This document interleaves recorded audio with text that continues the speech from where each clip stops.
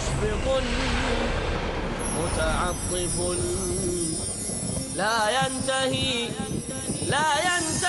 بالحصر ما أعطى.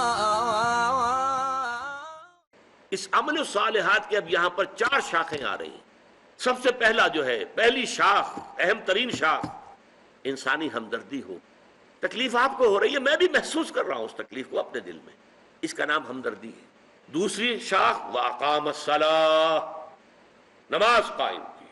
وَآتَى الزَّكَاةَ، زکوٰۃ ادا کی.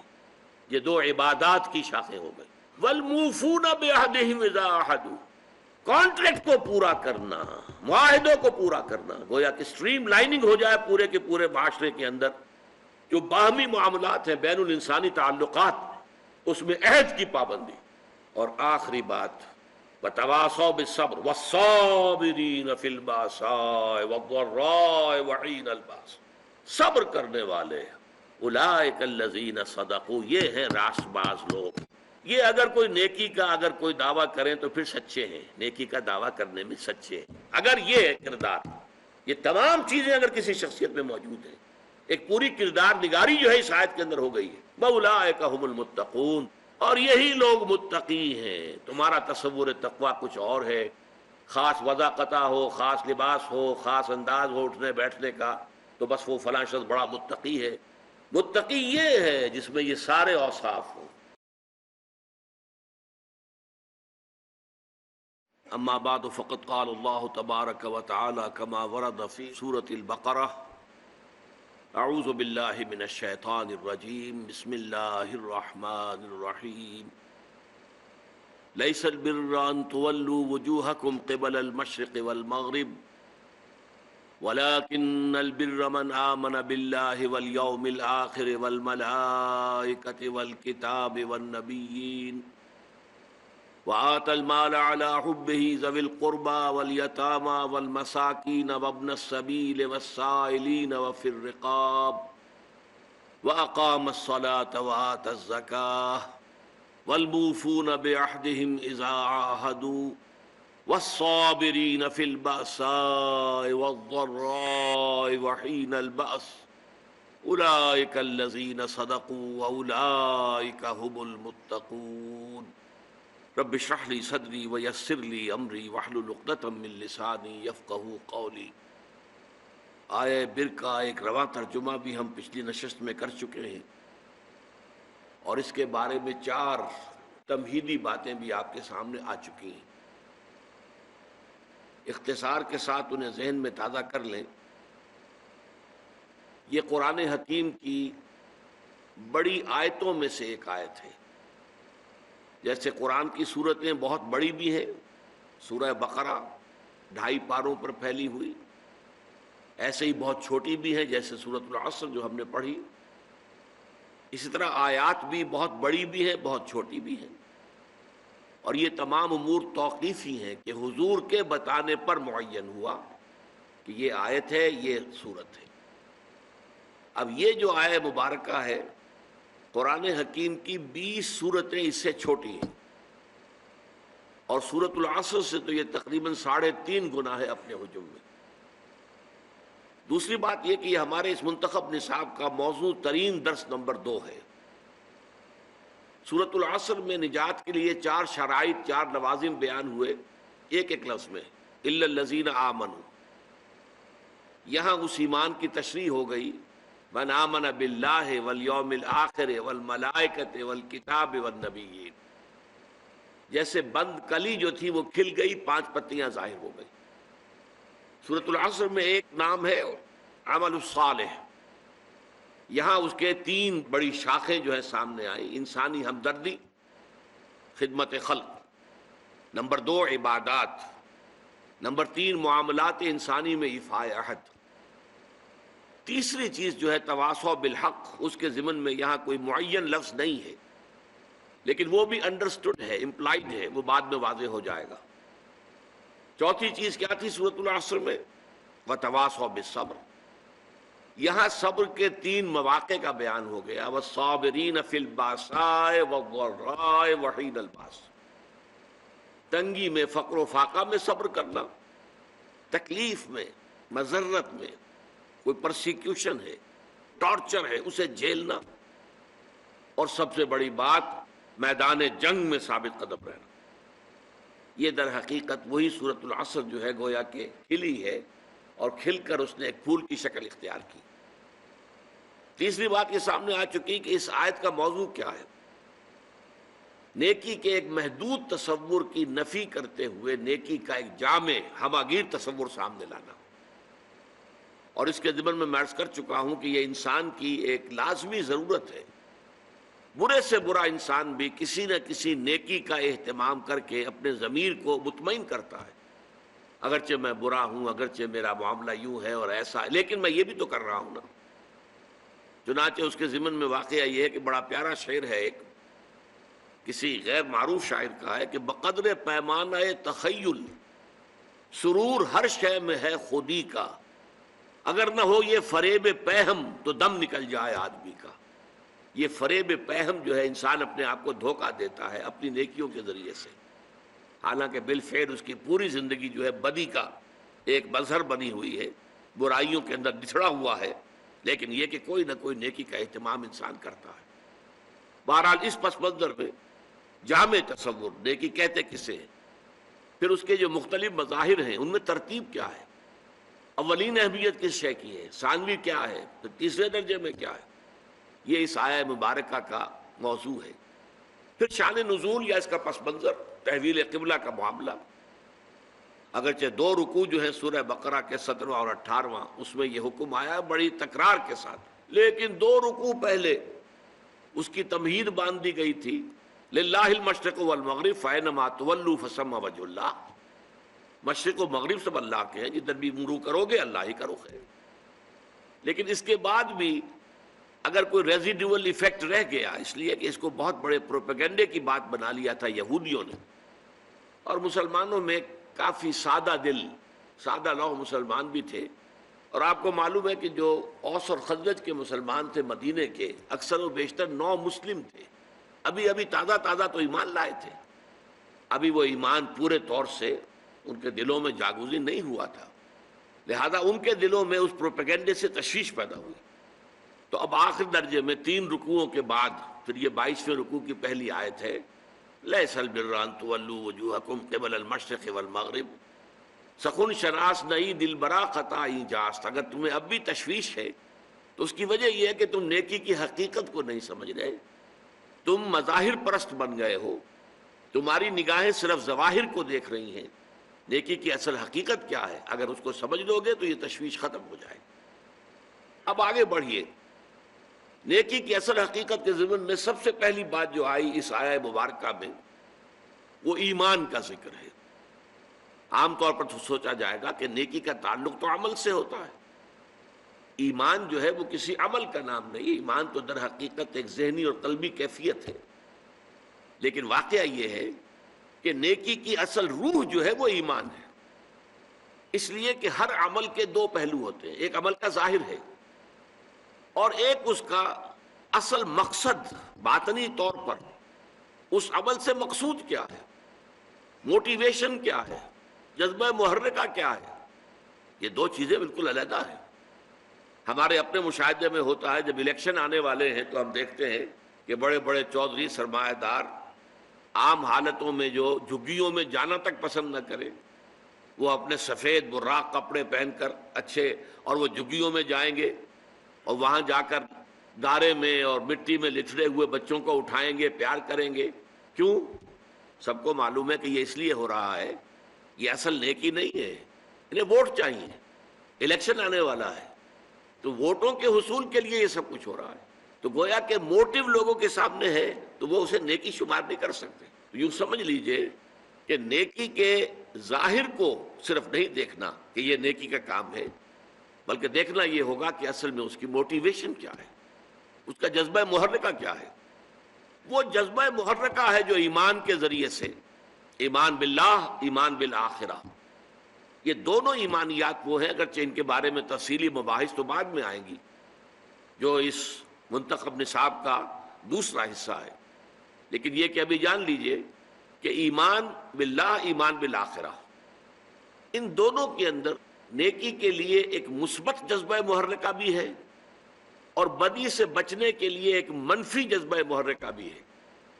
اللہ کی محبت، love of god, to please Allah, Allah کو راضی کرنا، رضائے خداوندی کو اپنا مقصود بنا لینا، یہ جذبہ محرکہ ہے جس کے تحت انسان نیکی کرے، بھلائی کرے، خیر کرے، یہ مثبت جذبہ ہے۔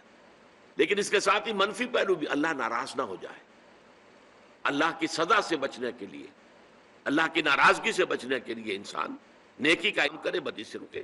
اسی طرح جذبہ آخرت جو ہے، ایمان بالآخرہ، تو جنت کی طلب میں نیکی کا کام کرنا اور دوزخ سے بچنے کے لیے بدی سے بچنا، تو گویا کہ ایمان بالآخرہ اور ایمان باللہ دونوں میں مثبت پہلو بھی ہے، منفی بھی ہے۔ لیکن عام طور پر ایمان باللہ کا جو تذکرہ ہوتا ہے وہ مثبت جذبے کی حیثیت سے ہوتا ہے، اللہ کی محبت، والذین آمنوا اشد حبا للہ، جو واقعتاً صاحب ایمان ہے ان کے اندر شدید ترین تمام محبتوں سے زیادہ قوی محبت اللہ کی ہوتی ہے۔ تو اللہ کی محبت کے تحت کوئی کام کرنا اور صرف آخرت کے جزا کے لیے اور آخرت کی سزا سے بچنے کے لیے کرنا، اگر یہ جذبہ محرکہ نہیں ہے تو چاہے کوئی عمل کتنا ہی بڑا نیکی کا عمل نظر آتا ہو، وہ نیکی نہیں ہے۔ ہمیں دیکھنے میں نیکی نظر آئے گی، ایک شخص نماز پڑھ رہا ہے لیکن اس کا جذبہ محرکہ کیا ہے؟ وہ لوگوں کو دکھانا چاہتا ہے، اپنے تقویٰ اور دینداری کا روب گانٹنا چاہتا ہے، لہذا یہ نماز پڑھنے کا فعل بھی اللہ کے نزدیک شرک ہے۔ بظاہر نیکی کے کام ہے، چوٹی کے کام ہے، نماز بھی، روزہ بھی، صدقہ بھی، لیکن یہ کہ اللہ تعالیٰ انہیں شرک قرار دے رہا۔ کیوں؟ کہ وہ جذبہ محرکہ پیچھے جو ہے وہ صحیح نہیں ہے، وہ لوگوں کو دکھانا ہے، لوگوں پر اپنی نیکی کا اور دینداری کا روب گانٹنا ہے۔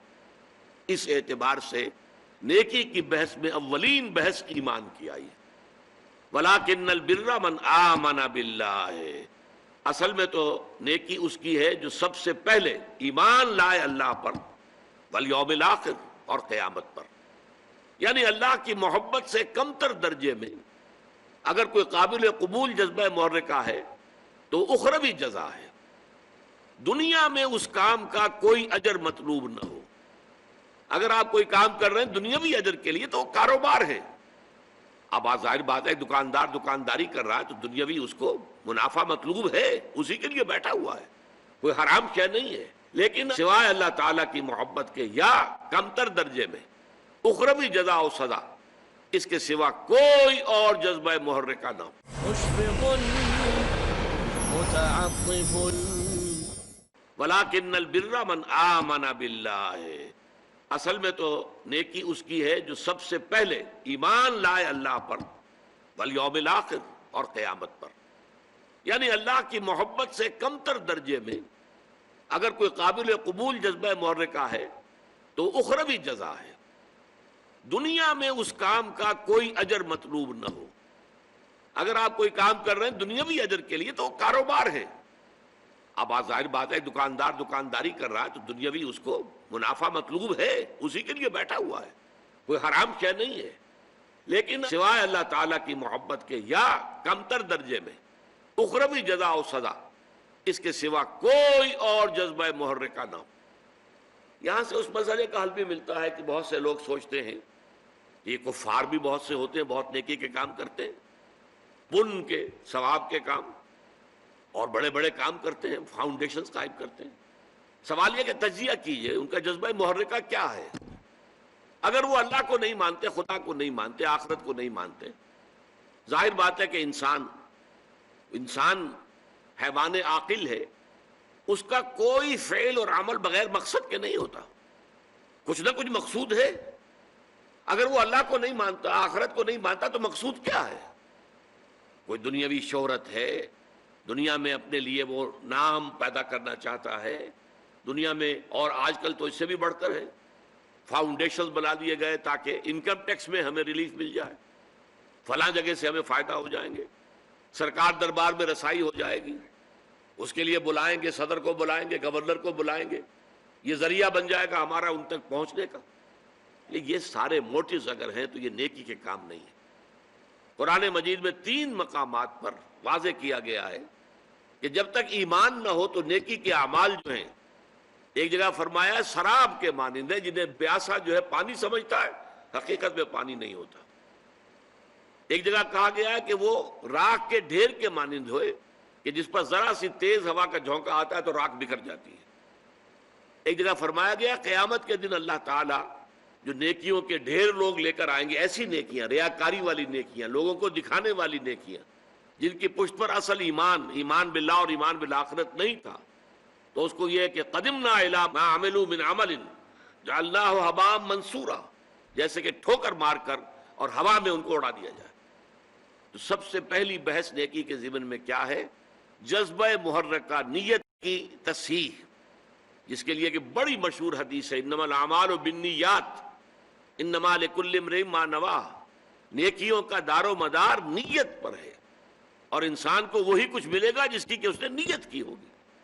نیت درست ہے تو وہ عمل نیکی کا ہے، نیت درست نہیں ہے تو چاہے وہ بظاہر کتنا ہی بڑا نیکی کا عمل نظر آ رہا ہو، اللہ تعالیٰ کے میزان میں اس کی دھیلے کی وقت نہیں۔ پہلی بات تو یہ ہوئی، اور اگلی بات کیا ہے؟ ایمان باللہ، ایمان بالآخرت کے بعد اس کے بعد تین اور ہیں، والملائکۃ والکتاب والنبیین۔ ان تینوں کو جوڑنے سے در حقیقت ایمان بالرسالت وجود میں آتا ہے۔ ملائکہ ہیں جو وحی لے کر آتے رہے ہیں انبیاء اور رسل کے پاس، اس وحی کا ریکارڈ ہوا ہے کتابوں کی شکل میں، اور جن کے پاس وہ وحی آئی ہے وہ نبی ہے۔ نبیوں میں سے پھر جن کو معین کر دیا گیا کہ فلاں قوم، فلاں شہر، فلاں بستی، فلاں علاقے کی جا کے لوگوں کو خبردار کرو، وہ رسول ہو گئے۔ یہ رسالت کا ذکر نیکی کے ضمن میں کیوں آیا ہے؟ بڑی گہری بات ہے۔ نیکی بھی ایک جذبے کے طور پر انسان میں ابھرتی ہے، اور بسا اوقات جیسے دوسرے جذبات جو ہیں وہ غیر معتدل اور غیر متوازن ہو جاتے ہیں، ایسے ہی نیکی کے جذبے کے بارے میں بھی ایک اندیشہ ہوتا ہے کہ وہ غیر متوازن اور غیر معتدل ہو جائے۔ چنانچہ قرآن مجید میں سورہ حدید میں جو ہمارے اس منتخب نصاب کی آخری سورت ہے، اس میں واضح کیا گیا ہے حضرت عیسیٰ علیہ السلام کے پیروکاروں نے رہبانیت ایجاد کر لی۔ ظاہر بات ہے نیت تو بری نہیں تھی، اللہ سے لو لگانی ہے، کیا دنیا کے بکھیڑوں میں پڑے، کیا شادی بیاہ کریں، کیا اہل و عیال کا جو ہے کھکیڑ مول لیں، پھر اللہ کے ساتھ لو نہیں لگا سکیں گے۔ اس جذبے کے تحت انہوں نے رہبانیت ایجاد کر لی، لیکن خلاف فطرت بات تھی بالکل، کیونکہ فطرت کے خلاف گویا کہ دھینگا مشتی کر رہے تھے۔ اس لیے کچھ لوگ تو ہے کہ جو پابند رہے، جو پابندیاں اپنے اوپر لگا لی تھی ان کو انہوں نے نبھایا، اور کچھ لوگ وہ ہیں کہ جو اندر خانے جو ہیں ان کی خلاف ورزی بھی کرتے رہے۔ کرسچین مناسٹریز جو تھیں، یہ راہب خانے، ان کے تہخانوں کے اندر حرامی بچوں کے قبرستان بنتے چلے گئے، اور آج دنیا میں آ رہا ہے۔ رومن کیتھولکس پریسٹ کے بارے میں جو ان کا کچا چٹھا آج پوری دنیا میں ٹیلی ویژن کے ذریعے سے عام ہو رہا ہے۔ ابھی خبر تھی کہ ایک بہت بڑے بشپ نے استعفیٰ دیا ہے اپنا، اور پوپ نے اس کا استعفیٰ بھی منظور کر لیا ہے۔ یہ سب کچھ کیوں ہو رہا ہے؟ کہ تم فطرت کے خلاف چلنا چاہتے ہو۔ لہذا نیکی کے لیے ایک ماڈل کی بھی ضرورت ہے کہ جس کے حوالے سے انسان دیکھے کہ نیکی کا جذبہ کس حد تک رہنا چاہیے۔ بسا اوقات انسان میں جذبہ ابھرتا اپنا سب کچھ اللہ کی راہ میں دے دوں، لیکن یہ جذبہ جو ہے ہو سکتا ہے کچھ ہی عرصے کے بعد آپ پر پچھتاوا طاری ہو جائے، یہ میں کیا کر بیٹھا۔ حضور کی زندگی کے، حیات مطہرہ کے متعدد واقعات ہیں کہ ایک صحابی آتے ہیں، میں اپنا سب کچھ اللہ کی راہ میں دے دینا چاہتا ہوں۔ حضور نے فرمایا نہیں، تم اپنی اولاد کو فقیر بنا کر چھوڑ کے جانا چاہتے ہو دنیا سے؟ انہوں نے عرض کیا اچھا میں آدھا دیتا ہوں، آدھا بھی بہت زیادہ ہے۔ پھر عرض کیا اچھا تہائی؟ ہاں تہائی قبول ہے۔ یہ تہائی ہی وہ ہے جس کے لیے انسان کو اختیار ہے کہ وہ اپنی جائیداد میں جو بھی ترکہ ہے اس میں وصیت کر سکتا ہے کسی کے لیے۔ باقی حصہ جو ہے 2/3 وہ وارثوں کا ہے، اس کے لیے جو بھی حصے مقرر کر دیے اللہ نے اسی کے مطابق تقسیم ہوگا۔ تو تہائی کو حضور نے قبول کر لیا۔ اس میں استثناءات ہوتی ہیں۔ حضرت ابوبکر رضی اللہ تعالیٰ عنہ ایک مستثنی شخصیت تھے۔